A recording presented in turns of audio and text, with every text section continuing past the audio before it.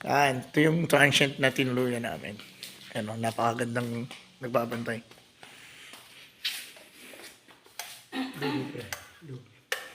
Yan.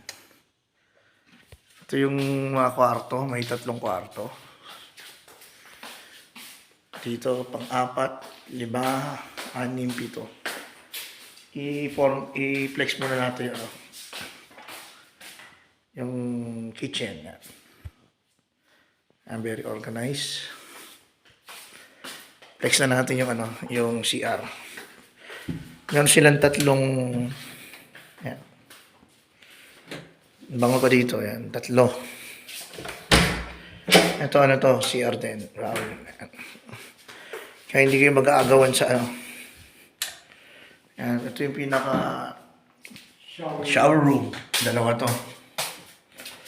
Kaya kung isang pamilya kayo, napakaganda ko dito.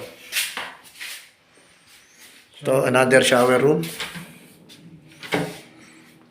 Yan, same din yung size ng kabila. Yan. Saka dito, may na sila. Yan. Yan. Diba?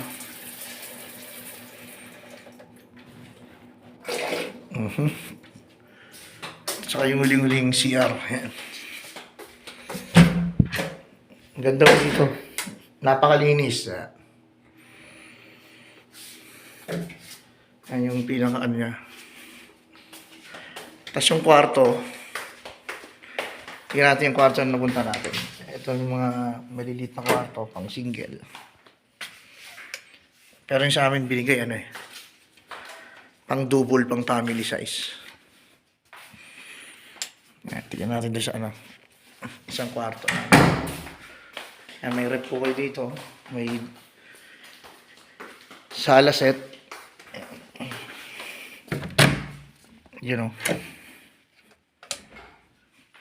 Oh, di ba? Napakaganda ho, napakalinis. Magkano yung ganda natin, Mel? 350 per head. Oh. Kung isang pamilya kayo, very affordable. Napakaganda. Yung kwarto namin, nung namin bubuksan kasi ang gulo. Kung gusto isang pamilya kayo, 2, 6 kaya dito, no? Pero kung gusto yung mga 8 siguro, extended, kaya to. Ayan. From city, may ilang minuto? 30 minutes. Kung ayaw nyo ng medyo malapit sa city at gusto nyo talaga makapag-relax. Ito yung kwarto namin. Yan. 2 lang kami dito.